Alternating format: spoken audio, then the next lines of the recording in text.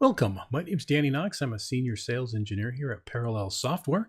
We're going to go into a deep dive for Parallel's Mac Management version 7 for Microsoft SCCM, taking a look at all the benefits and features, all the advantages of utilizing what you already have in place, namely that being SCCM, the Windows administrators who already know how to take care of devices, device management, and take a look at a pretty unique way now to bring on board Mac devices that may be out there. In a primarily Windows-centric shop, you're probably going to be 90-95% Windows with percentages of other operating systems, and some of those being Macs. Kind of makes sense. Just roll those Macs into what you have with the people that you have that know how to take care of your environment. All right, so let's move on into the demo. Well, actually, let's do a couple of slides, and I promise it won't be death by PowerPoint. But just to give you an idea and an overview of what we're talking about when we say single pane of glass Mac management for SCCM, we are using the architecture that you already have in place. When we deliver images, OSD-based images, for image deployment, we work off of your distribution point. In fact, we need PXE, WDS, and bits for what we're doing for image deployment from 2017 and older. We are now living in the realities of a T2 2018 MacBook Pro and also the 2017 T2 iMacs that are out there. Kind of a new era for kind of a net boot killer. Not kind of, it actually is. So we'll talk a little bit about some of the ways we can still image in an OSD format without net boot, providing task sequences, OSD images, and a way to make all that happen. But anyway, we consume what you have. You're not seeing a dotted red line over to a Mac server kind of hidden around the corner. We don't stand on top of that. We utilize what you already have in place. We also write against the same SQL, SiteCodeDB, without any schema extensions. We're not breaking schema, not adding more columns. We're taking kind of like-for-like information off of that Mac into SQL that you can then write ad hoc SQL queries, build reports.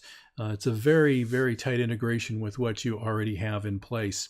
On the left-hand side, that's what we install. Our Parallels proxy does the heavy lifting, all the telemetry up and down between our Parallels Mac client, bringing that into SCCM.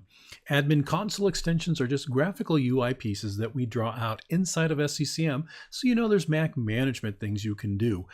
We can take those extensions to a Windows 10 instance, maybe a laptop or a desktop that has Configuration Manager on it. Put them in, you'll see the branding colors icons for Mac management off the server, where of course our SCCM admins and our server admins would really prefer that we not be working anyway. Let's see, what else do we have here? There's the NetBoot server option. Again, 2017 and older, we can still deliver OSD images with task sequences, very much like an MDT process, or just delivering images out of SCCM if you're used to doing that in the SCCM. We'll continue with that until we lose those older Macs, but then again, I will talk about how we can do an OSD deployment without NetBoot in an automated fashion. Mac OS software update point role, that's our SUP that will go on WSUS. If you have that in place for patching on the Windows side, we can bring in metadata from Apple's patching catalogs and take action on it inside of SCCM. Parallels MDM server, that's an optional piece if you would like to utilize Apple's device enrollment program. On board a Mac, zero-touch enrollment.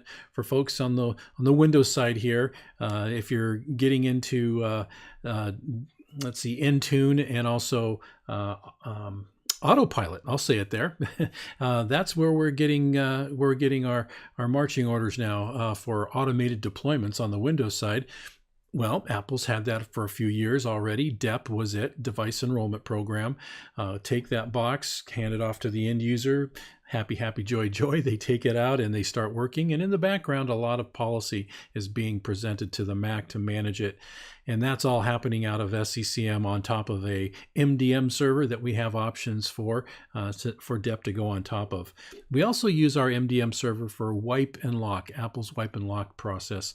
Our MDM server is not a traditional MDM server with a lot of other things you can manage with it. We primarily focus on the Mac for management. Now, we are developing Intune capabilities with the API from Microsoft. We're partners with Apple and with Microsoft, so we will be adding a lot of functionality for full Mac management in our next probably release and a half, somewhere 6 to 9 months coming up in our roadmap. So we'll be letting you know about that as that comes to fruition. Let's see, what else do we have there? Parallels IBCM proxy. I always have to kind of read that very carefully. I don't want to say ICBM and launch anything on anybody, but that's our internet-based client management for Macs that are off-prem.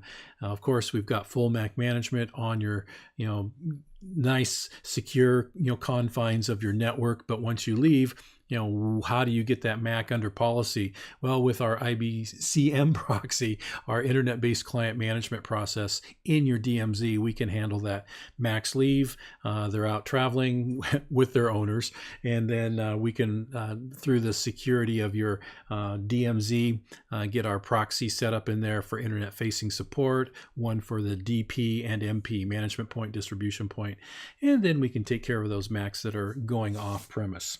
All right, let's see. Well, we do a little bit of comparison here between the native SCCM Mac client and then also our Parallels Mac management agent that we can put on Macs. Microsoft came out with theirs. Nice way to manage a Mac, if you're looking for that. It only does about 5 things. I mean, pretty helpful things if you just want to manage a Mac in a kind of a very limited way. Manual enrollment, have to touch every Mac with that agent. Hardware and software inventory, that's great. Pull that in. We can do reports and write SQL queries, pull back a lot of information. It has the application model, not packaging, but it will do applications. We can push scripts, so that's probably Bash, Python, Ruby, terminal commands. A lot of functionality there that you can kind of get over if you don't, have a lot of other things you can manage Macs with. You can definitely write scripts and deliver those. Let's see what else. Support for multi-site hierarchy. So basically it scales, right? Primary, secondary sites. Well, that's interesting. If you have to manually enroll an agent across, hundreds of Macs, probably don't want to do that. So anyway, the red dots are Parallels. We'll go into this for our deep dive today, looking at all these different scenarios for fully managing a Mac. I mean, you'd never manage Windows devices with 5 things, and we don't think you should go at that kind of 5 offering level of Mac management either for your Macs. So again, we'll go into each one of these sections, and once I jump over into our virtual machines, you'll be able to see everything that we're doing. All right, version 7.1 rolled out. Zero-day deployment for Mojave. So we didn't have to wait for anything. When Apple released Mojave, we had a new agent, new server, new OSD image builder. So a lot of new functionality, take advantage of managing Mojave inside of SCCM. So we upgrade twice a year, new features come out, always working with our current customers. We go to a lot of the same shows your SCCM admins are going to. We go to MMS every year. We just came back from Ignite, great event. Let's see where else. Experts Live for folks in Europe, and then also here in the US, we had a great time down in Houston at the first US Experts Live event. Probably going to MMS Desert coming up. I think that's in December. So hopefully we'll see a lot of folks down there as well.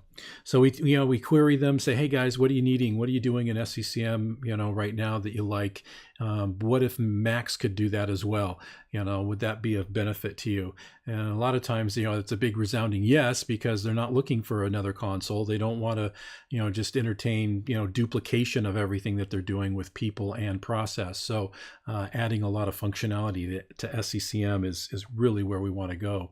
And our roadmap includes Intune and Azure, and bringing all that kind of hybrid mix of EMS and co-management and everything else, for conditional access for Mac management as well. All right, the big deal for 7.1 was 10.14 Mojave full support. And also, we upgraded our external USB utility that will build out a bootable scenario to get around NetBoot, right? T2 chip, 2018 MacBook Pros, 2017 iMacs with the T2 chipset no longer can get out to NetBoot. Hold that N key down for NetBoot and there's no way to get there. Secure Boot is going to prevent that at its most secure level. If you go into recovery mode, there are ways to relax that, but definitely don't want to go that direction. You really want to make sure your Mac is as secure as possible. So what we're able to do is not use NetBoot. We can build a bootable USB drive, doesn't require Pixie, gets out to our distribution points where we can then log in and see task sequences that will then govern the deployment of an OSD image. So that's our USB utility that we upgraded. Internet-based client management was introduced at version 7. That included the DMZ work that you can do to securely manage a Mac that's off-prem. That's now just an option inside of our setup. There's no extra cost. Everything you're going to see today is all a part of a per seat cost. It's not a la carte. Of course, we've got 24/7 support, and then management of Macs per seat in that kind of arrangement. So there's IBCM that you could put into your DMZ for full policy management of Macs that are off-prem. Again, there's our USB utility. Put it on a USB stick or a USB drive, and it gives you all the benefits of being able to image, keeping it an OSD style of imaging. A lot of Windows administrators, that's what they do. They build images, task sequences for departments. Everybody's got a specific operating system that they may need, or you definitely don't want to give HR apps out to the wrong community, or finance apps to the wrong people. So with task sequence steps, you can make sure that everybody gets everything they need, and just for that image deployment process. All right, additional features, non-OSD task sequence support. We've had this for a long time where we could put together an OSD image, task sequences, and then that would govern how that OSD image would be deployed. Well, they were tied at the hip, couldn't do one without the other. We finally cut that cord. Now we can deliver OSD, just task sequences all by themselves, and we can do that either mandatory, where they just show up and they make the configuration change that we're looking for, or we can make them available, and those will show up in our application portal that we install to every Mac for self-service installs. So a lot of those task sequence steps we could put as one-offs in there to be selected. And once we get into the imaging process, I'll show you some of the drop-down items we have in our task sequence area. Task sequence step to restart the computer during maybe an application installation or a package may require a reboot, so we can now handle that. Unfortunately, we didn't have that before, and if you tried to reboot, it would kill the task sequence. So we've got that figured out. Sending hardware inventory on request is exactly that inside of SCCM.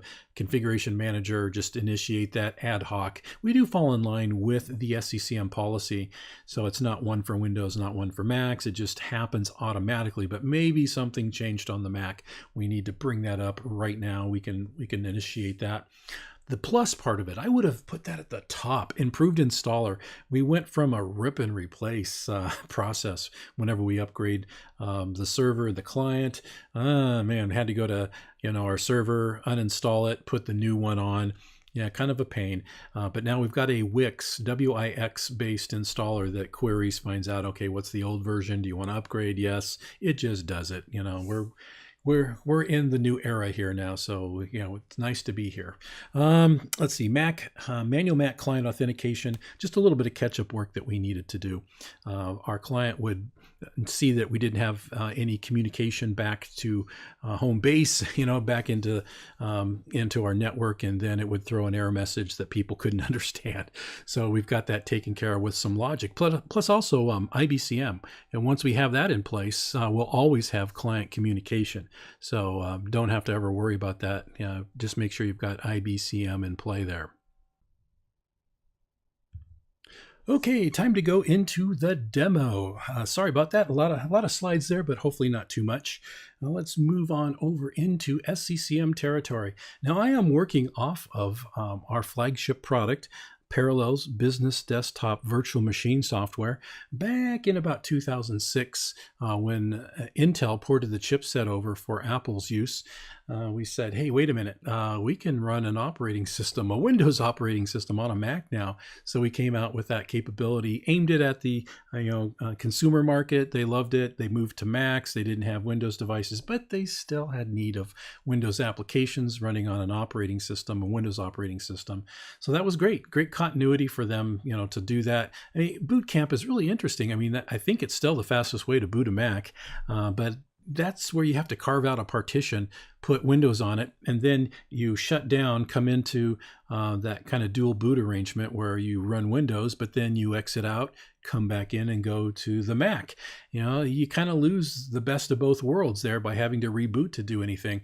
Well, why not run a virtual machine on top of Mac OS with your Windows environment and any legacy apps in it, so you can cut and paste, drag and drop, really tight integration with the host operating system. So that's what we did on the consumer side.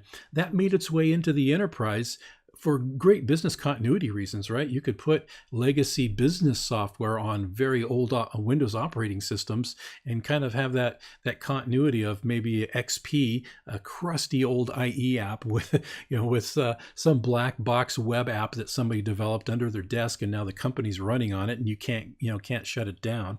And so it kind of makes sense for legacy software. We got asked by the enterprise, okay, great stuff, but what are you doing for the business environment? We need to manage that stuff, right? We don't know where it's at, how to push it out there. It's all manual. And so we started looking around for management platforms and started looking at SCCM and said, hey, wow, yeah, I think we can do this. And we did, we figured it out, how we can now mass deploy virtual machines to Macs out of SCCM. So that's, not only can we do that, we started looking at the whole tool set and said, hey, wait a minute, let's just manage the Mac here.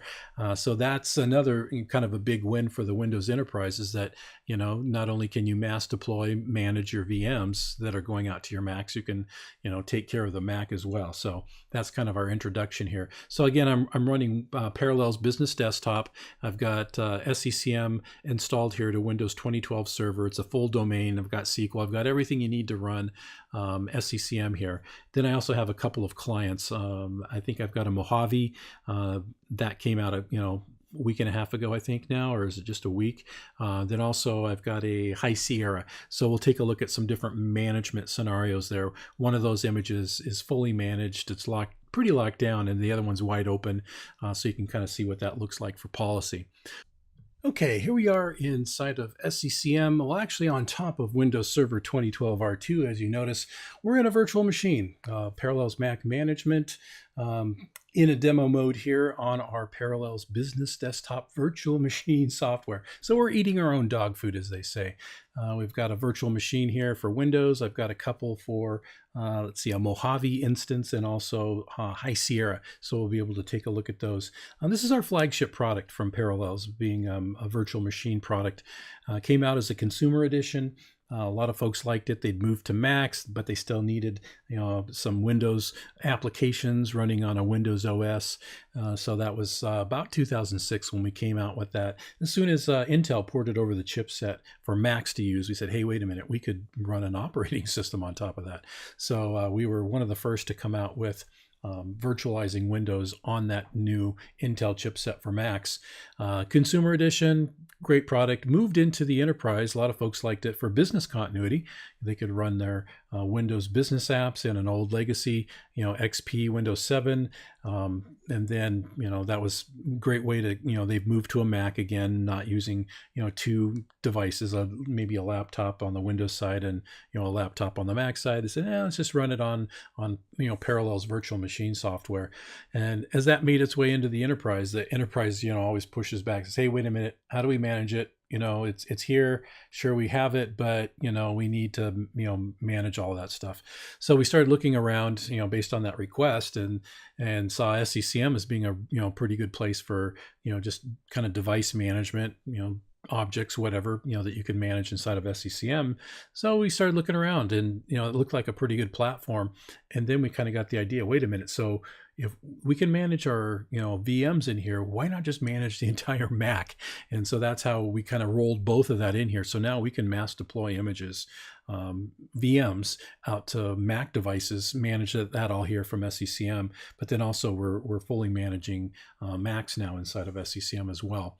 So here we go. We found there's our administrative node. Inside of there, we've got some more branding colors, the extensions that I talked about, and we're going to look at some discovery methods. One of them being just a network discovery. If your Macs are just IP addresses living out there on your networks in the wild, not bound to AD, you don't have to have a Mac bound to AD for this discovery process to work. We utilize your boundary groups and your boundaries as the guardrails. So an IP range we can hit with basically kind of a knock on the door, kind of a forensic CIA, CSI kind of forensic, where we're looking for a Mac fingerprint and of Mac hardware and Mac software. If we can find that, then we'll attempt to log in so we can get our agent installed quietly.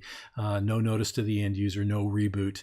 What we have to have is an account from that Mac. We'll reference that over here inside of SCCM. So these accounts could be on the Mac. And maybe it's a service account. Most of the well-managed environments will have some type of a service account, or maybe it's just admin or some other name that you've created. We just add those here.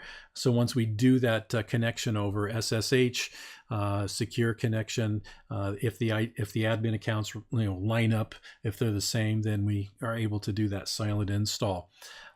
Then the Mac will get our agent, show up inside of SCCM, do its enrollment, do a full inventory for hardware and software, and then of course it lands in a collection, and then you do collection-based management, very much like what you're already doing with your Windows devices. So that's network discovery.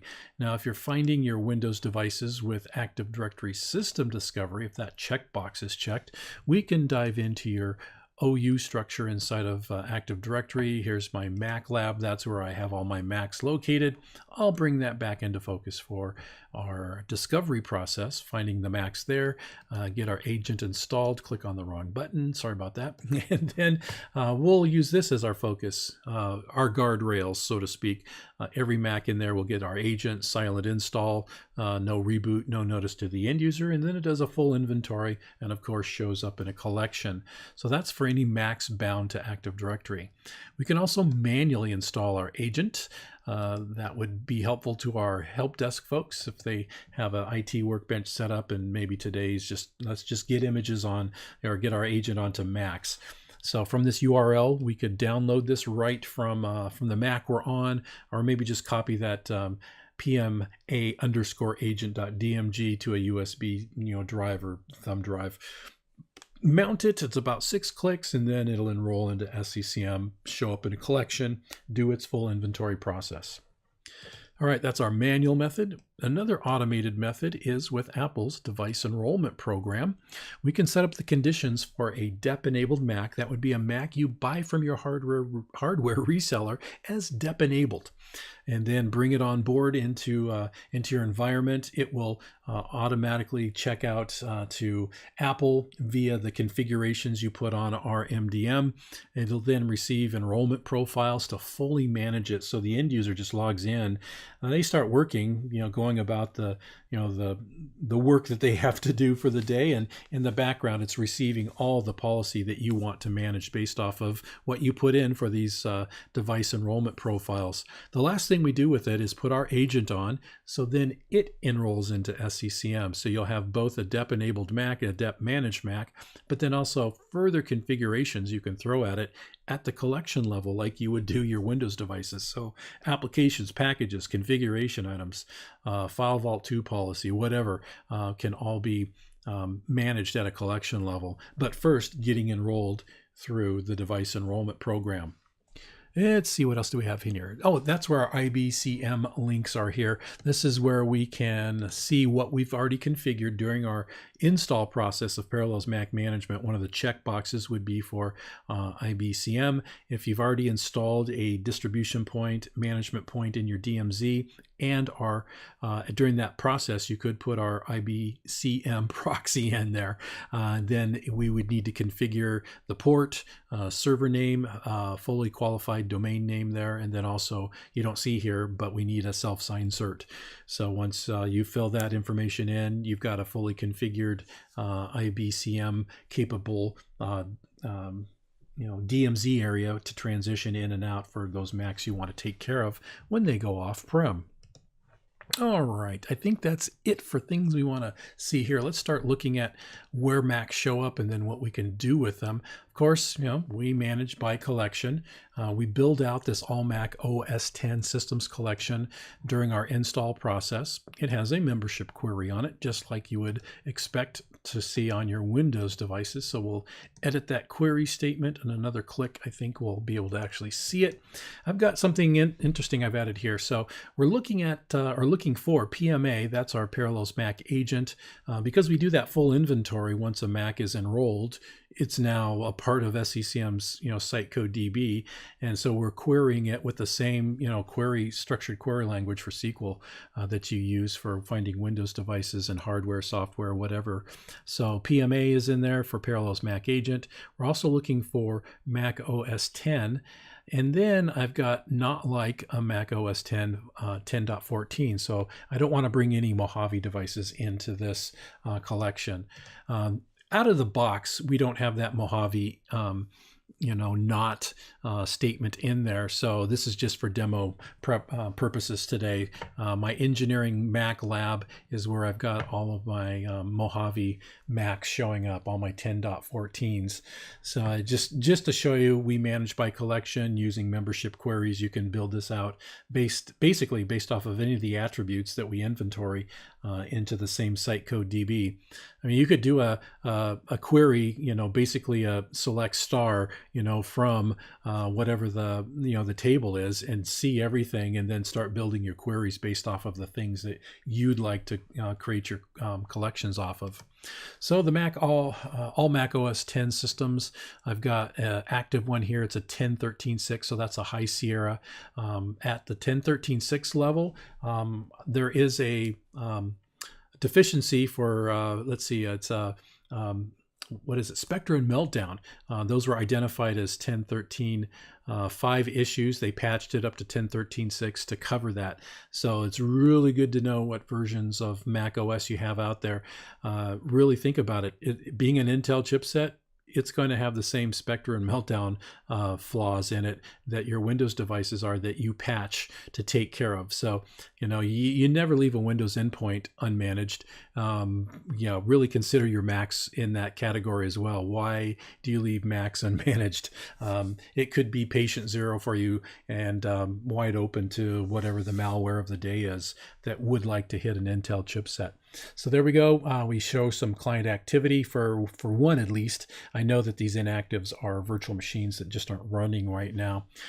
Client, yes, so looks pretty good there. And then down below, we are getting policy, heartbeat. Let me get my active one in focus there. So I do have policy, heartbeat, hardware scan. I'll probably catch up here in a while.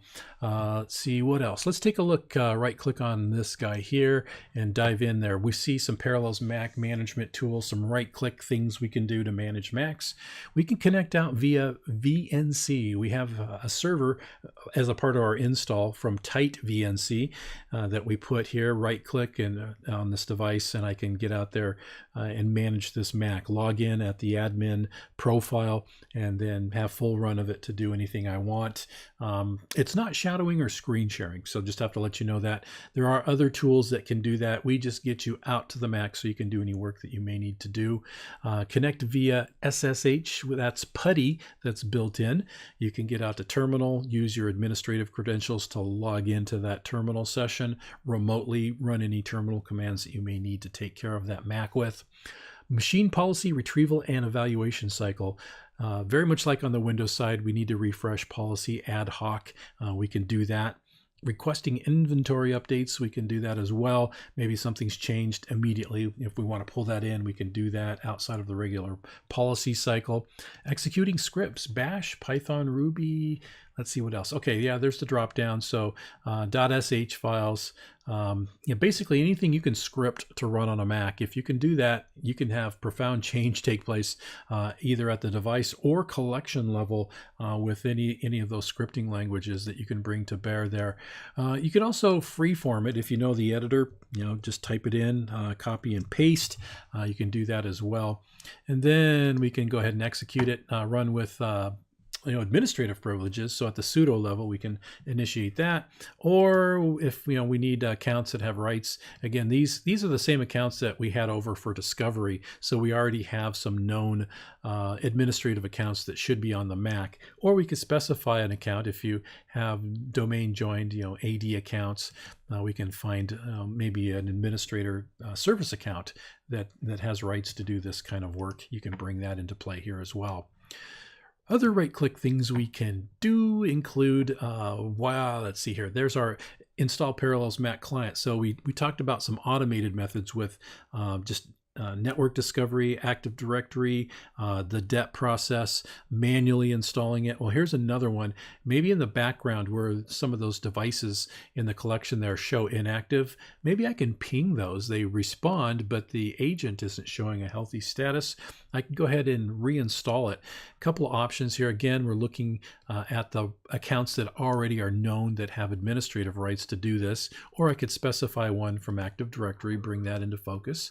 And then we can move into the actual install process where we can say, nah, I'll just be the hammer. I'll just throw it in there. I just don't, I'll just install it. Or you can be really nice about it and uninstall first. That's the nice thing to do. Then we'll put our agent onto it. So that way we can get the Mac healthy and back showing good status on that client activity piece there. And then the last thing in here, I think, is for our wipe and lock process, right? I don't have an MDM set up, so that's not going to light up for us. But essentially what you have here is Apple's wipe and lock process. If a Mac is lost or stolen, we'll see that light up over the internet. Well, of course, somebody's going to kind of fess up to that. Oops, I left my Mac at a train station, airport, coffee shop, whatever. Or maybe somebody stole it, and the bad guys think, okay, yeah, let's just open that up and log in, and then they're challenged. They don't have the account to log in. We'll have that notice show up in SCCM ahead of time. We'll put the lock code on. That's a 6-digit arbitrary code that we can initiate. So what happens is we extend the wipe command, turn it into a metal brick, and then we put our lock code on it so the bad guys can't log in and put their image on it. They can't repurpose it and keep it. Hopefully the good guys find it. It has a asset tag on it, and they say, hey, I got to get this back to the right people. And then we get it back, and our help desk folks can get this lock code and then get an image onto it. So that's Apple's wipe and lock. That goes on our MDM that you can optionally install. DEP goes there as well. So that's another thing we use our MDM for. All right, there's some right-click tools we bring to bear. Let's take a look at some inventory things here. We take that full inventory when our agent is installed and then go into deltas after that. That's initiated from the Windows side. When you set up your policy for Windows devices to go through a policy check, it just initiates the Mac one as well. Our agent responds. It can take the inventory off the device into your site code DB with everything else. Okay, under hardware, everything that's known about the device is going to show up here. Let me expand that out a little bit more. So on the computer settings there's our serial number of the Mac right there. And scrolling across, a lot of good information there to take advantage of. We can see OS version, minor version. There's our, what else do we have in there? There's our username right there for the device. Nice way to go for, just kind of quick at a glance type of thing there. File Vault 2, we do have capabilities for policy. We escrow keys. So at a 30,000 foot level view here, we do see a personal key. It is encrypted, and that's the disk. I'll talk about File Vault in probably 2 more places that we can take advantage of how to set up policy or how to pull those keys back. Everything known about software, we do that full inventory, fall into deltas, maybe over the course of time, new software is added, removed. We can then filter it in here. I think if this is the right device there, I installed Skype back in August, so that shows up there. If we need to find printer information, I know there's some Epson So there we go. Information. I mean, just filtering just by typing in, you can see what's there. And let's move down to network login profile. Really like this one. We can see who's logged in, full name, there's a login name.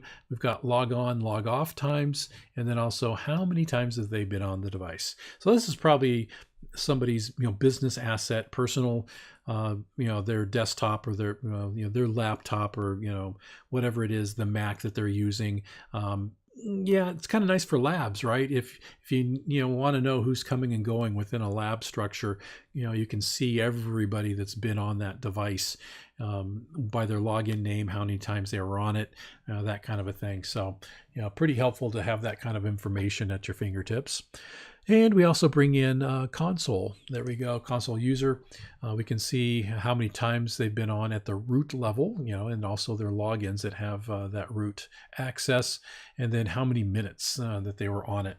Now we also fall in line with the history as well. So if we're looking for installed applications, there's a big chunk of stuff here from October all the way back into looks like June there.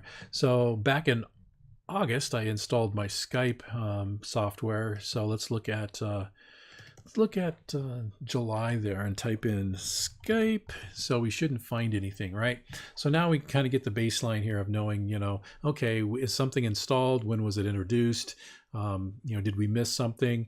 That kind of a thing. So you can go back and see that for any of the historical items. Anything up above here for the hardware on the Mac side will have a correlation down here to see when things were taken care of. Maybe File Vault, we want to see when did that actually come into play. We could go into the File Vault disk encryption area and see when that took place. So back then in June, I didn't have any disk encryption on it, but moving into August, hopefully, this device doesn't have, there we go. I've had some policy changes. So there we go, personal encrypted, and there we go. All right, so that's our Explorer kind of look at what's on a Mac. Let's go a little bit deeper into properties. Take a look at a couple of new tabs we add here. One for Wipe and Lock, one for File Vault. So we could print this off. Now, if a Mac is lost or stolen, again, I don't have an MDM, so we're not reporting any of this information in here, but I would have collected the serial number, unlock code, and user information. Unlock code, we could print that off, hand it to a help desk tech. If that Mac came back in, it's wiped, and now we need to unlock it, print that code off, that unlock code. They could unlock it, put a new image on it, put it back into our fleet. Also, File Vault 2, a little bit more information here. There's my key. We do escrow those keys. Our policy can create either a personal or institutional key process. We'll talk about the policy when we get to the assets and compliance down a little bit further for configuration items. So anyway, yeah, we can print that off, same thing, hand it off to our help desk tech, maybe the person who does BitLocker decryption, and then they can take care of getting onto a Mac for somebody. Oh, you can use it, of course, decryption, but you could help somebody that maybe they had a proper vacation and completely forgot their login information. So we can get onto that Mac, reset their password, and then they can get back in. Now, File Vault, Wipe and Lock, and the DEP process is all going into a separate database. We, as I mentioned, we don't extend or break schema for anything that we do. So this very specific Mac stuff, well, we don't want to put that into your Sitecode DB. Because we're a part of Microsoft's third-party plugin program, we can not only deliver the software, but include a database grandfathered into your SQL Enterprise license agreement, no Microsoft tax. It's just a part of your Parallels Mac management purchase. We put all that File Vault, Wipe and Lock, and DEP information into that secondary DB. Now, if you go into SQL Studio, you'll see your Sitecode DB. If you drop down a few, there'll be one that says PMM underscore in your Sitecode. Open that up and you'll see everything in there for File Vault, Wipe and Lock, and DEP. You can query the tables, but of course, we're pulling that into the UI here. So if you'd like to do that, yeah, you can go get your hands, kind of wrapped around the databases and see what stuff looks like. Deployments, everything known about a deployment out to a collection and then into the specific Mac here is shown. Applications, packages, software updates, task sequences, any patching that we're delivering out to Macs. I think I've got a 10.13.6 in there that took care of Spectre and Meltdown for me out of WSUS, and we can see all that here. And again, that's just pulling from the site code DB. And then all the good stuff we normally see on the properties, the general tab there. When we've connected to certain resources, there's our agent version for Parallels Mac management, IP addresses, NetBIOS names will be in here. There's our operating system. Again, nice kind of heads up. Okay, yeah, we are dealing with Macs in SCCM now. There's our Mac OS operating system. It is 10.13.6. Hopefully that kind of clues into the admins. Okay, yeah, if it's 10.13.6, then we're patched and we're good for Spectre and Meltdown. Okay, so that's kind of a nice cursory overlook. See how we do collection-based management. The things that'll show up in different collections, and then based off of membership queries, we can bring in specific operating systems or attributes that have been taken into the site code DB. Write our queries, and now we can manage how we want to.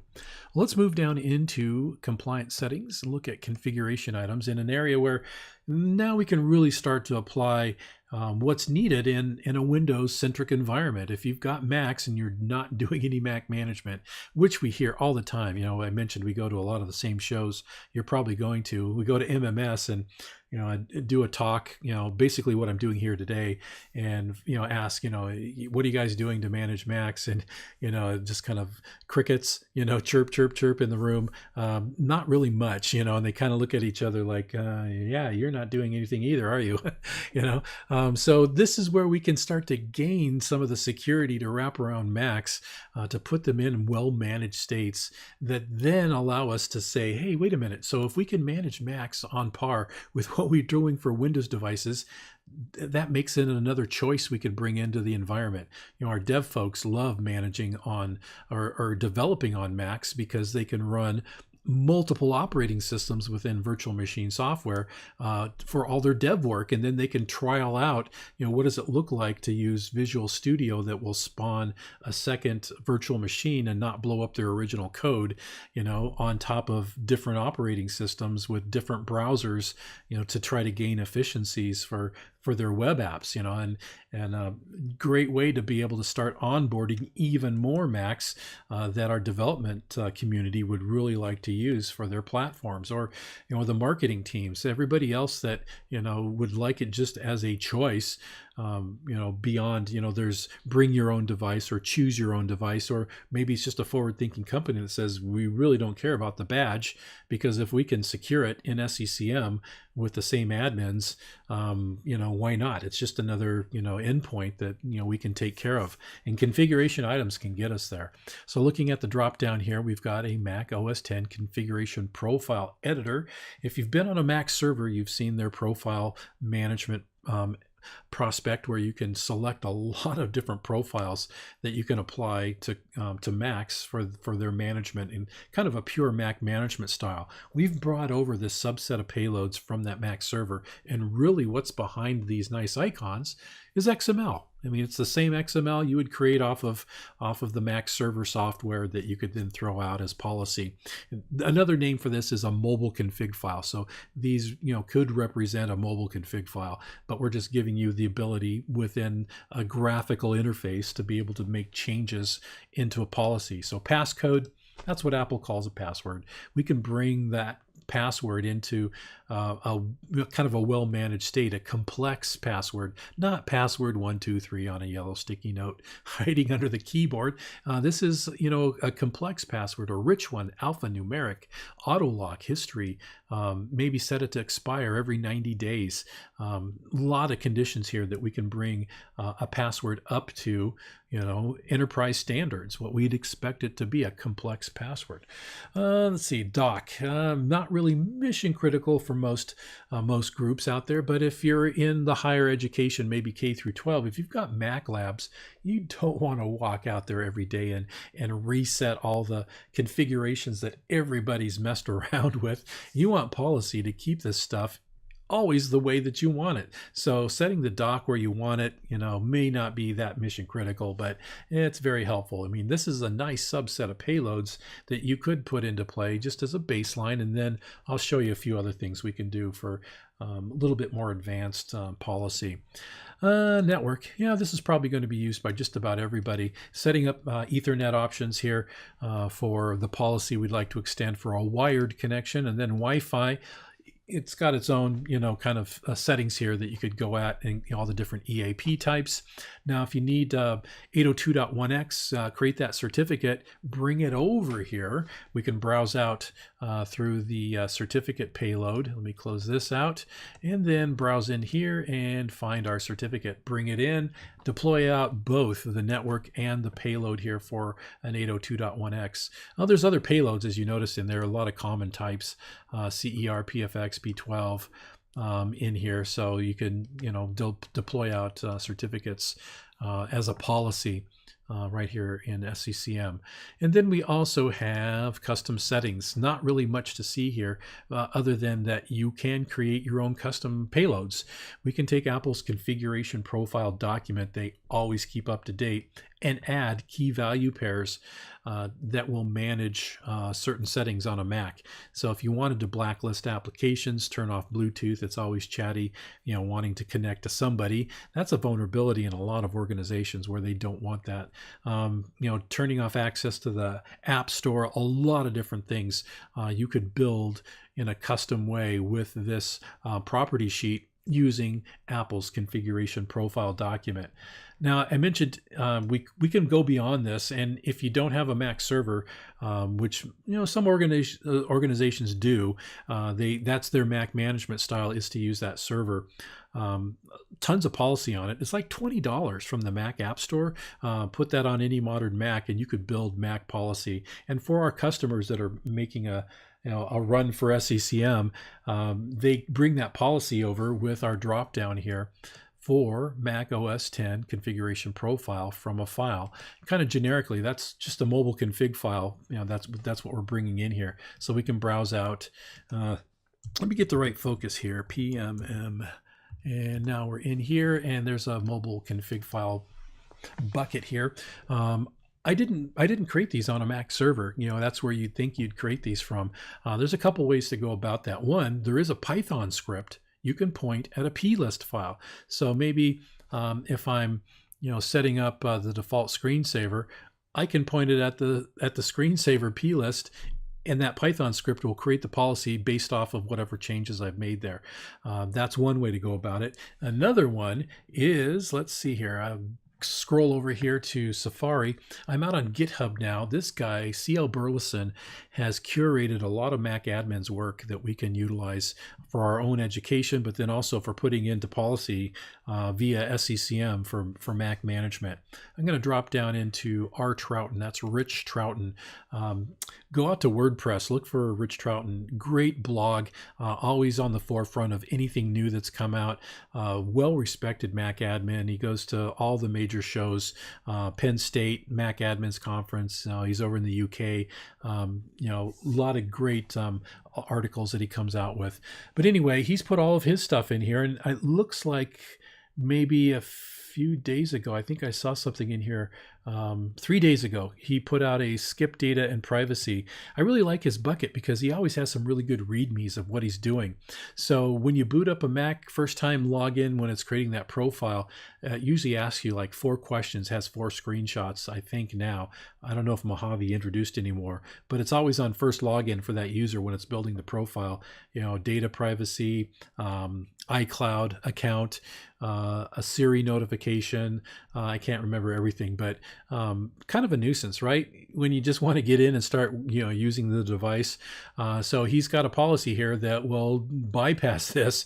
And so here's his mobile config file, and this XML will do that for us. So, what I do is I copy this, just highlight it, take the whole thing, do a copy command, and then paste that into a text file, save as .mobileconfig. I've now got policy that I can take care of this skip data and privacy consent pop-up window. A couple things I'll do. I'll change out these UUIDs with my own unique UUIDs. On a Mac, you can go to terminal, type in UUID gen, Gen. It will create UUID strings. Just keep hitting enter. It'll keep creating them. And so I'll go through and I'll change all those out to make it unique to what I'm doing. And then I'll also go through and look for in here someplace that will say, I think it's down here at the bottom, company name. So your educational name or company name, go ahead and put that in there, save it, test it on a Mac as a .mobileconfig file. It'll show up as a policy icon. I usually put it on the desktop, double click. It will, kind of walk through putting it into policy, and then see if that works. I can deploy it out to a brand new Mac nobody's ever logged into, or a brand new profile, and see if it actually gets rid of that issue of that kind of a nag screen. If you just want people to start working, kind of a nice way to get around that.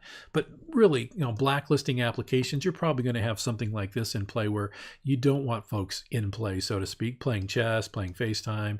Maybe you've got Office 365 and you don't want to use the native mail app on the Mac, or messages, right? Some time wasters there if it's a business asset, or maybe if it's in a Mac lab, you don't want people chatting all around you, utilizing, FaceTime and, everything else that will kind of get in the way of lab work. So anyway, down in the XML here, we see the strings that he's commented what he doesn't want to open based off of policy. So we could go through here and put our own strings, application location, wherever the actual .app is located, and make our own blacklist. And again, copy everything out, save it as .mobileconfig, maybe change out those UUIDs, come up with our own company name, put that in there, put that on a Mac, double click, see if you can open those items. If the blocks and it meets your needs, or maybe you want to add some more strings, yeah, go ahead and do that. And now you've got a way to blacklist the apps that you don't want people to be opening on the device. If it's a business asset or an educational asset, just really think about that. You want folks to be productive, their best work, utilizing a business or an educational asset. Probably don't want them doing other stuff that really doesn't benefit the company or could take it out of compliance or configuration. All right, another one to look at here, disable Mac App Store. So again, a nice little README there for what it's doing. We can take a look in the XML, see down here that he's restricting it. Only an admin can do an install. So that says true. And then we're restricting app adoption. Doesn't want that to happen. And then only software updates can take place. So he's got that as true. So the one thing you can really do as a standard user is apply updates, which probably want to do, right? But on the Windows side, do we just let people patch when they feel like it? Probably not. I mean, you've probably got WSUS in play for all the automation for patching.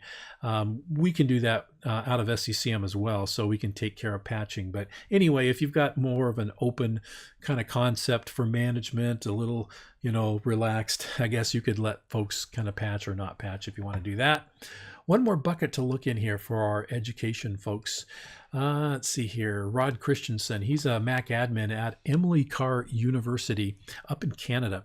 I like his buckets a lot. I mean, these really look like he works in, higher ed, staff, students, labs, kiosks, apps. The apps are really kind of nice. He's got mobile config files here that will govern and configure applications that, he wants a little bit extra configuration to be applied to, because if you just install a package, DMG, PKG, ISO, it's going to give you base values for, its default install. These mobile config files can govern the extra things that you may want to bring into place for Office or Notes or Final Cut, different browsers, Chrome, Safari, behaviors with those applications that these mobile config files can make for you. So kind of think of these kind of like on the Windows side as being transforms, right? That can take an app and then give it a little bit more configuration.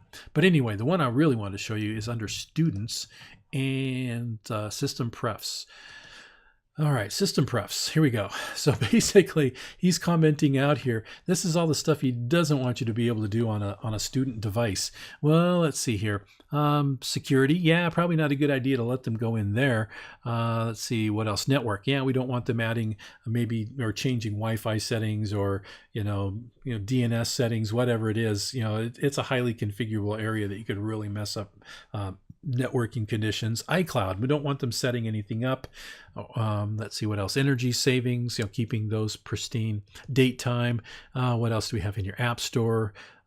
Users and groups, we don't want them adding, removing, whatever. So essentially, this is like the control panel area that we can comment out here to say, no, let's ghost these out so people can't use it. I've got this on I think it's on Mojave. I'll show you what that looks like once we get over to the actual Mac. All right, let's get out of here and go back to SCCM. So anyway, there's our mobile config files. Build them on a Mac server, get them from GitHub, or run a Python script that will point at a plist and make those changes that you want, bring it in as a mobile config file. And then we can apply that to a collection, baseline, and then manage Macs with mobile config files. All right, what else do we have in our drop-down? File Vault 2. Here we can set up personal or institutional. Personal is a randomized per device key. Every device will have its own unique key. On the institutional side, we go to a Mac, run a file vault command for institutional. It'll put 2 pieces into a keychain. Let's see, let's browse out here. Yeah, .cer file. We bring that out of the keychain and then bring it here into SCCM. That'll be our policy, basically, that will be a part of the advertisement to put it into the institutional mode. Yeah, again, the differences is personal is a randomized per device key. Every unique key will be, across all the Macs. Institutional is the kind of Lord of the Rings, one key to rule them all. You can use that one key to log on to your Macs. So you probably want to have a discussion with the security team around the differences with the key structure. So we advertise that out. End user gets notification. They can say yes. It'll go into the file vault process to encrypt the device, and then reboot, come back in, and now it's ready to go. Institutional, same thing. It'll advertise across both of these. What you see in the advertisement is you can say yes or you can say postpone. If you postpone, it's a good reason. If maybe somebody in the higher ed realm is working on a doctoral dissertation, you don't want to lose that on a forced reboot. Where did it go? Into the ether. So we do have that capability to postpone. I think it's in 10-minute increments. It'll nag them forever. At some point, you'll have to get that encrypted. So then we escrow the keys. We can bring that back per device. There is one report that we add to Parallels Mac Management in the monitoring report area for File Vault 2. You can see all of your devices, what the status is for either personal, institutional, or if it's encrypted at all. So we can see that.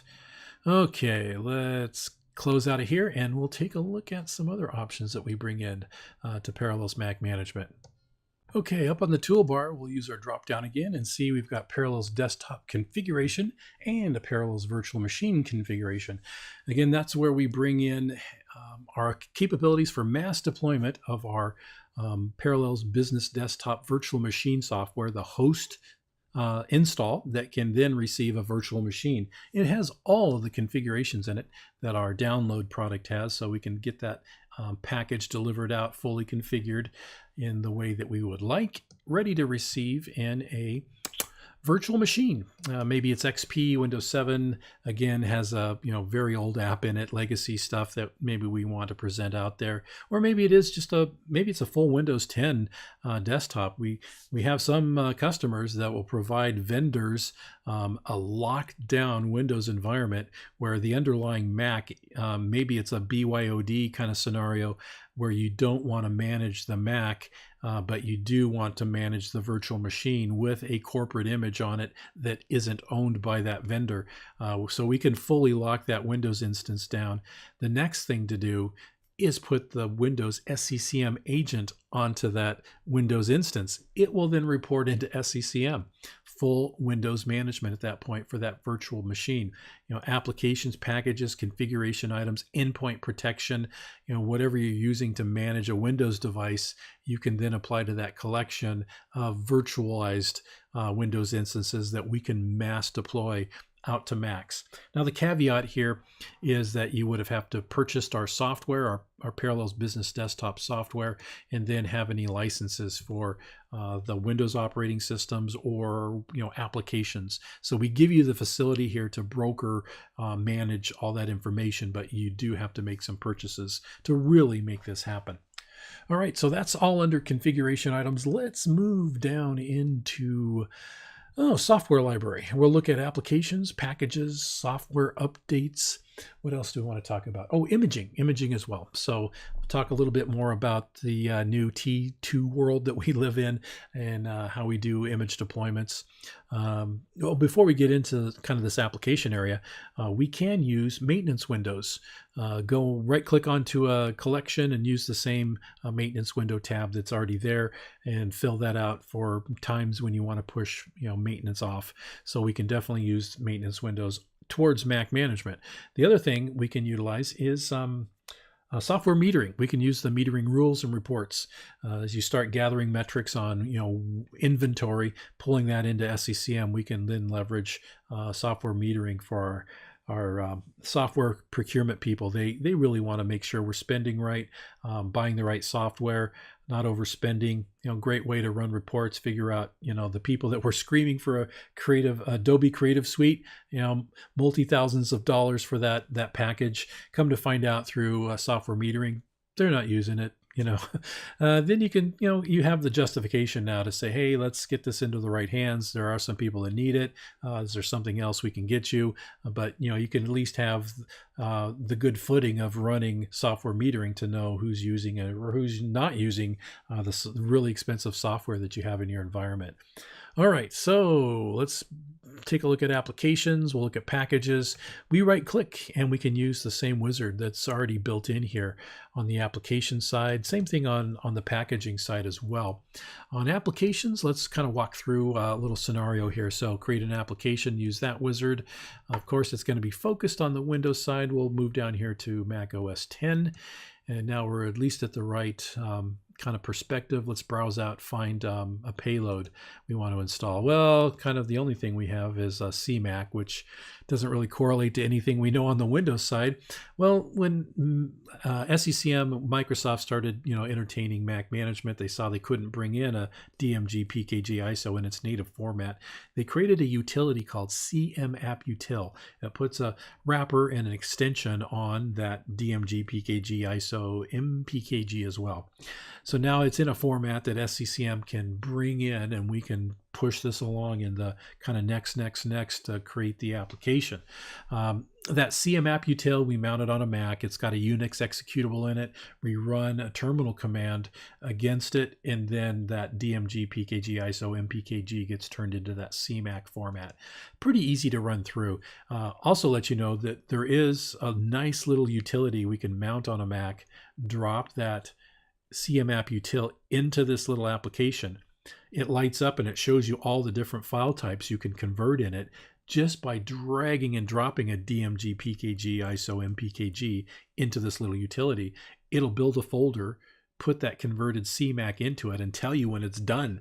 And then you can copy this up, bring it into this process, and then have a converted CMac without getting your hands dirty down there in terminal and running the terminal commands against the executable. So anyway, now we've got a CMac. Next. We'll finish out the create application wizard. And then we will have on the application side a bunch of stuff here I've already converted into that CMac process. Now we make these on deployment available with admin rights. They show up in an application portal that's tied to our process, our agent. Every Mac will have an application portal that we can make these available apps show up in. So it becomes a self-install process for end users to be able to say, hey, what do I want to install? Maybe I need CyberDuck for FTP, or do I need FileZilla? But anyway, that's found down here on our Mac. Let me slide over to my Mac.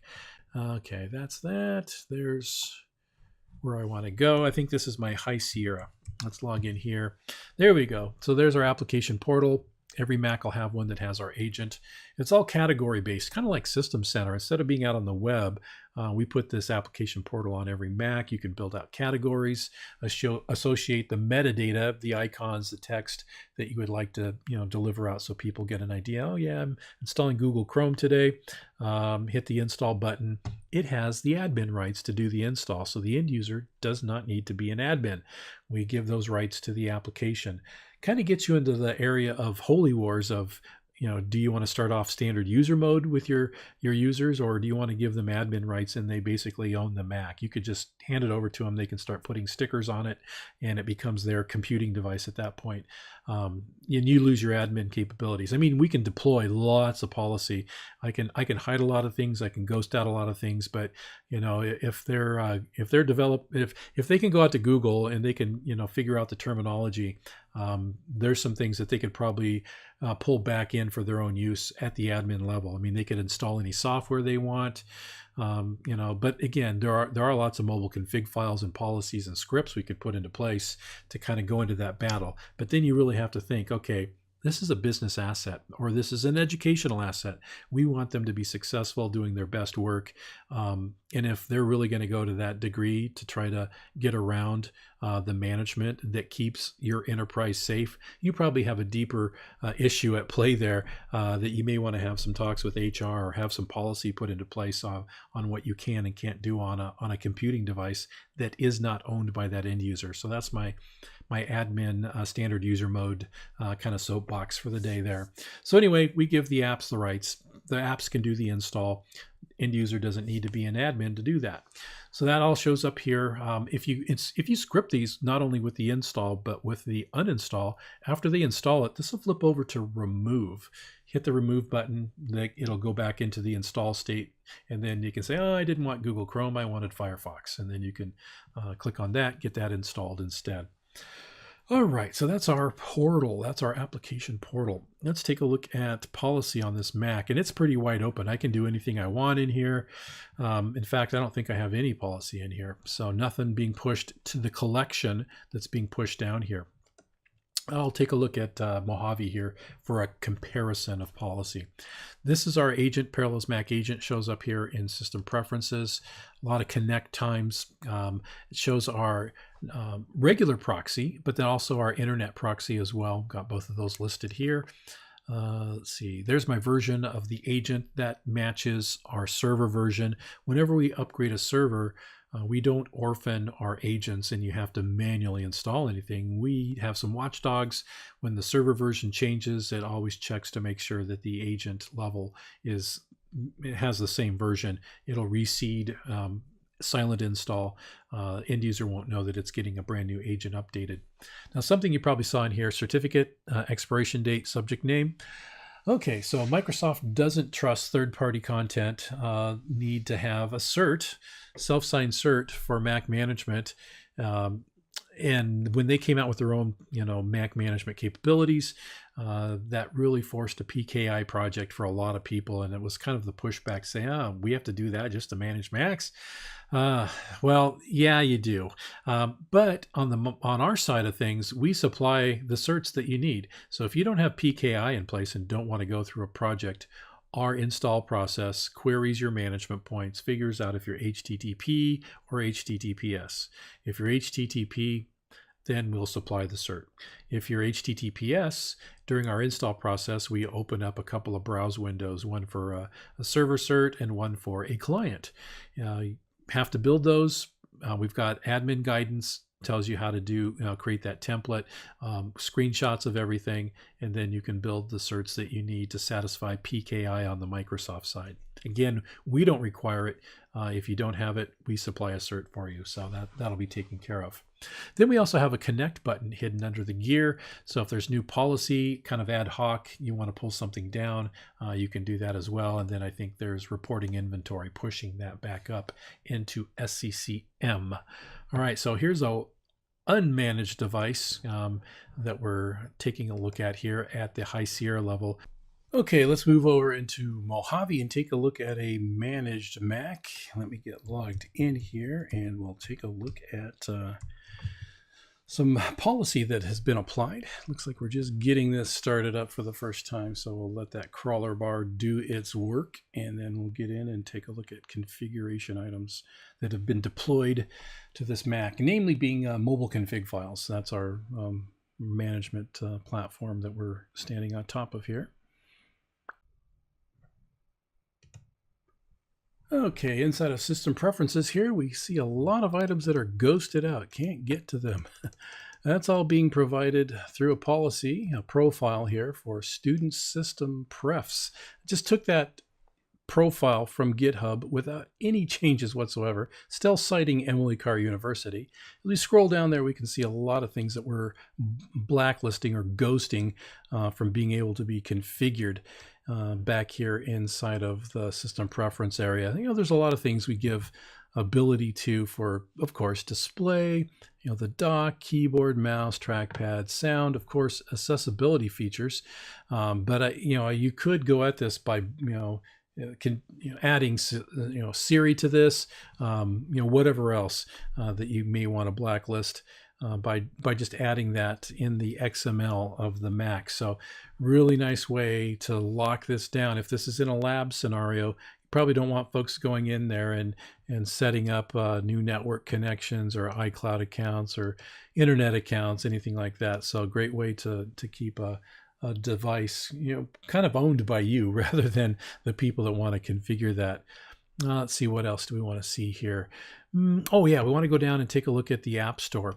So we've got a configuration profile here that blocks access to the App Store. So if you want to fully deny access to that, maybe again in a lab environment, you can block that. That's the way it shows up on Mojave. If you're running on, I think, High Sierra, it will show the App Store, but there's only one thing you can do, and that's download any updates. So there is a big difference between Mojave's policy and also High Sierra, what it shows up for. All right, so that's Mojave. That's what we can see there. Let's kind of move back into SCCM territory. Sorry for the whiplash there. Let's see. So that's applications, packages. We talked about policy and applications. Now here's packages. We can right-click, use the same wizard, add all the information we want, check the box for package contain source files, browse out and find DMG, PKG, ISO, or .sh file. We can point at those, bring that in for deployment of a package. No conversion needed on these whatsoever. We can take advantage of it just being something we want to throw out there. That's basically the package format, right? You just want to get it out there. We use packaging with administrative context. Let's see what else. We could use the quiet switch. So the package just shows up wherever we script the command line. By and large, that's going to be pointed at the application folder on a Mac. So when the package is delivered, shows up with an icon in the application area, double click on it, launches, runs. It's just ready to go. It's not going to pull anything down from SCCM. That's already happened based on our agent receiving the package advertisement, doing the full install, pushing the icon into the application area. So packages, just throw those out there, quiet switch, admin, and they just show up. All right, so that's on the packaging side. Let's move into software updates. We can do those through our SUP role that we introduce to WSUS, bringing in Apple's patching catalogs, not the dev, not the beta, but the production catalogs. We can bring that information in. And let's see, let me scroll over here. Yep, there we go. We can sort this with vendor because now Apple products are known to WSUS. We can sort those. Now you can see, yeah, it looks like we're in Apple territory here. A lot of voice updates, but then a lot of other stuff that'll show up here as well. Let's do a little bit of filtering and kind of a comparison, really, for Microsoft and Apple patching. How does it look? How do you do it? Is there any big difference since we are patching Apple and Mac in the same container? Well, today's an update for Windows Server 2012. Let's see here, right click, and this is well-known territory for all the SCCM admins out there. Create a software update group. We can throw patches into it. Use ADRs, automated deployment rules. Then we can fully, patch Macs based off of bulletin IDs. Or instead of using ADRs, you could download. It'll create the package, throw that at a collection of Windows devices. It's pretty common stuff for getting ready for Patch Tuesday. Now on the Mac side, let's take a look at 10.13, a whole library of High Sierra patches that are available. So let me even bring that down a little bit further. There we go. Well, let me bring it back up. I want to be able to show you the little pie chart down here. We do show compliance status. So again, here's percent compliant of all the Macs that I have. I think I only have probably 6 or 7 of them. Let's see, I did patch High Sierra 10.13.6, so that mitigated the Spectre and Meltdown issue. So that is compliant. Let's see, I've got 3 others that are not required to or unknown. So we do get that telemetry, right? We're checking the patching status with our agent, bringing that up here to SCCM. So now you can take action on it. And what you do, just to give the comparison for patching, right click, we create a software update group. We can use ADRs, patch against some bulletin IDs. Or you can, go manual and do a download, create a package, throw that at a collection of Macs. So we really try to do as much as possible to bring the same metaphors, same right-click capabilities. So SCCM admins on, day one of getting WSUS integration for Mac patching, they can use their skills to now take care of their Mac fleet. Make sure that it's up to date. Again, who leaves Windows endpoints unprotected? Why do we do that with our Macs, right? That's just a part of our process. Got to take care of endpoints. That's just device management, kind of one-on-one there. All right, so that's patching. Integrate that with WSUS right here inside of SCCM. Last bit we're going to talk about is operating systems, how we deploy images, how we can work in a T2 world now that those have been released, our latest, newest Mac hardware that we can take advantage of, but also knowing that we still have a large fleet of 2017 and older devices out there. We can still leverage what we kind of know already with image deployment out of SCCM, where we create an OSD image. We've got an OSD image builder, DMG, that we can mount on a Mac, and then create a boot and a restore. And again, we're kind of using the 2017 and older kind of perspective here for a thin image or a modular image, not bloated, monolithic. Everything has to be in it, 50 gig kind of an image. The one that's maybe 12 gigs, it's just the Mac OS operating system, and then leverage task sequences. So really keep your SCCM hat on here for everything that we're doing for Mac management, in that we really try to use the same concepts, the same right clicks, or the same abilities that you would extend out to your Windows device, but now it just happens to be a Mac. So we'll use a lot of the same terminology here. Once we get that native image built out, it's still not really known by SCCM. So we've got a couple of drop downs here, one to bring in a boot image and a restore image. Both of them have the same browse windows here, but the thing in the middle is really what makes this all possible. We're turning a native image into a WIM file. So we put a wrapper and an extension on it. So now we can leverage our distribution points and task sequences with a native image format that is a WIM at this point. So once we get the boot restore brought into SCCM, it's not going to show green. It's going to show unknown. It hasn't been distributed yet, right? So let's use the same wizard here that's built in for putting content out on distribution points. And click that distribute content button and move this along. Use the drop down here for distribution points. I've already consumed the one DP that I have in my small little enterprise. In your far-flung empires, you're going to have lots of distribution points, different buildings, floors, labs, geographic locations all around the world.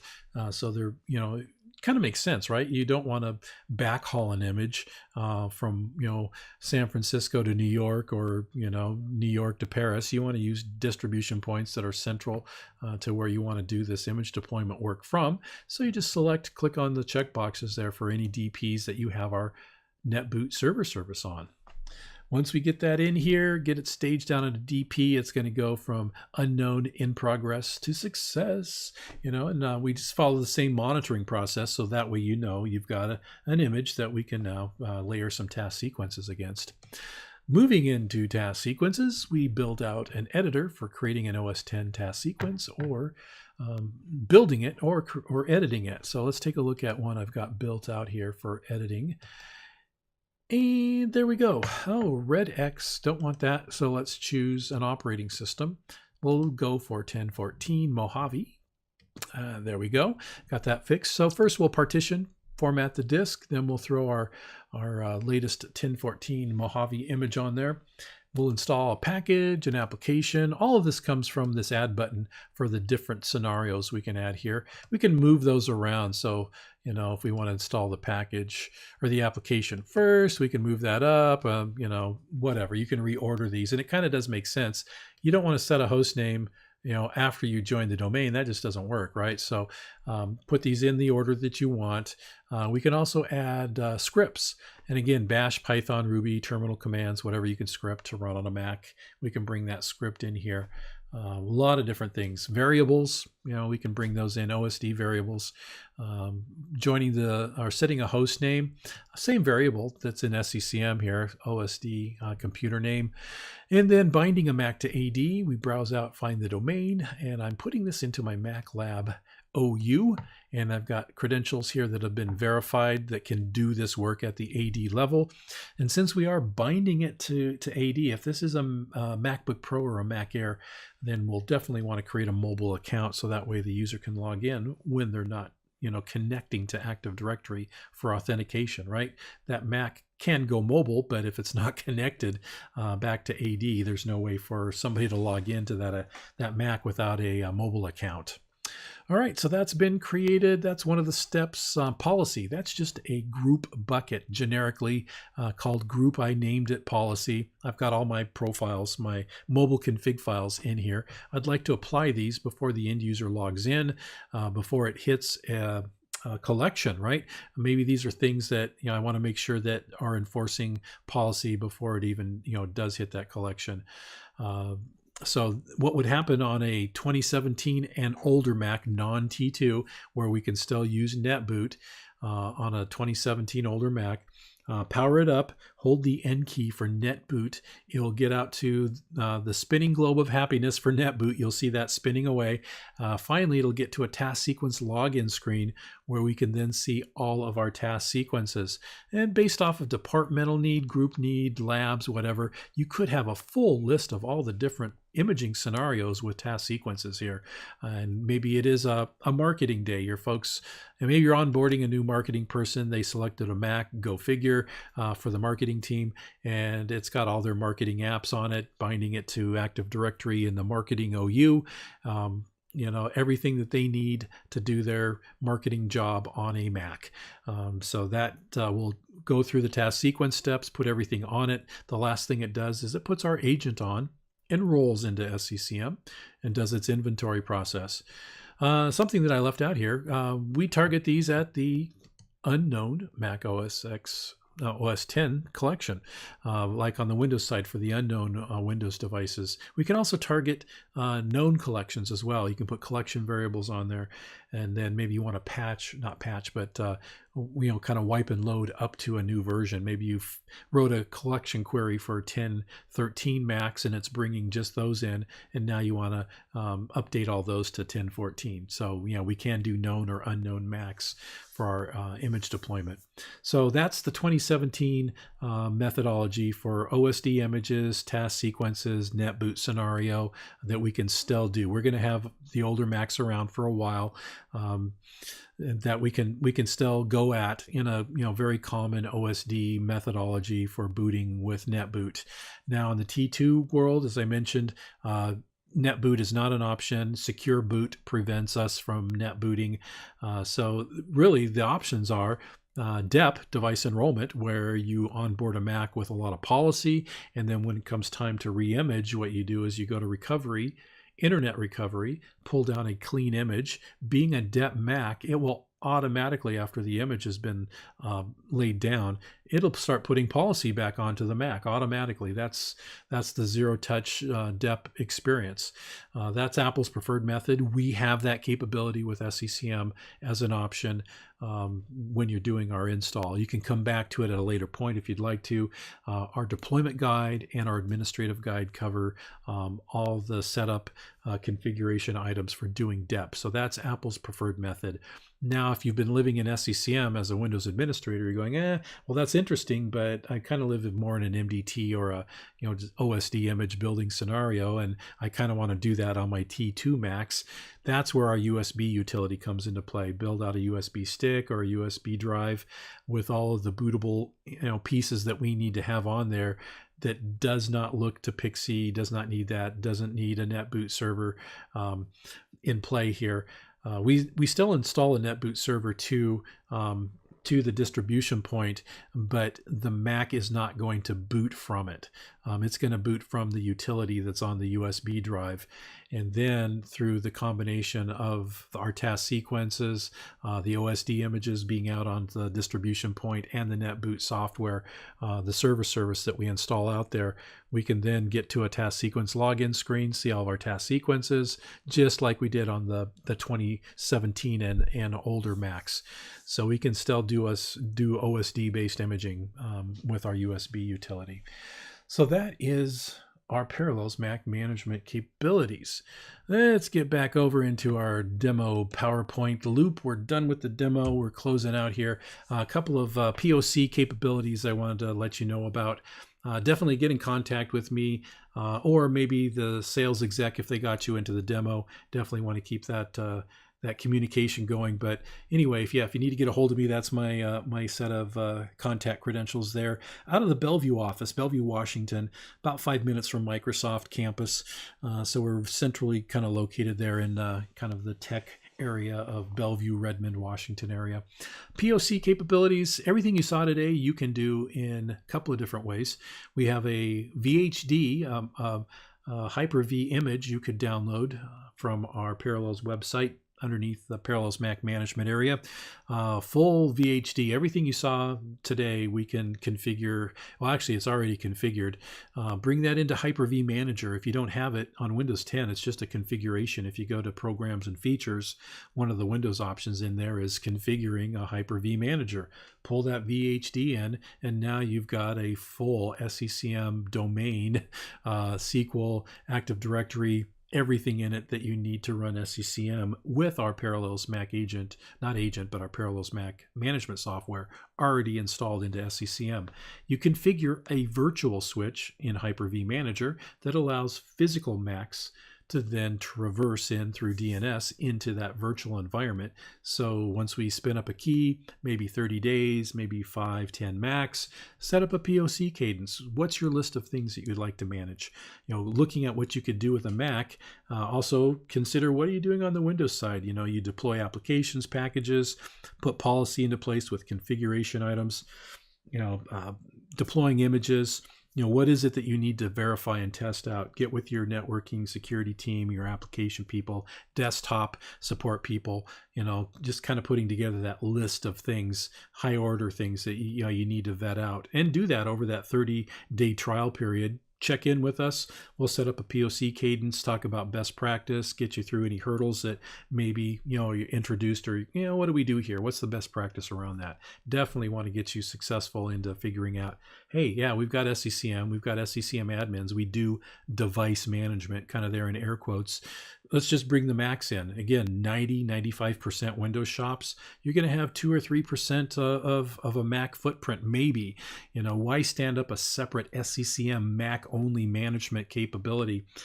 for over management and overspending to manage that few Macs that you have.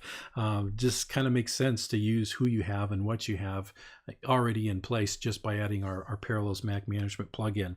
The other way to go is an EXE. If you have a Mac Lab, or not a Mac Lab, it'll be a Mac Lab once we get there. But if you have a production mirror basically in your lab sandbox environment, we can run a pre-install checker, make sure that everything's ready to go.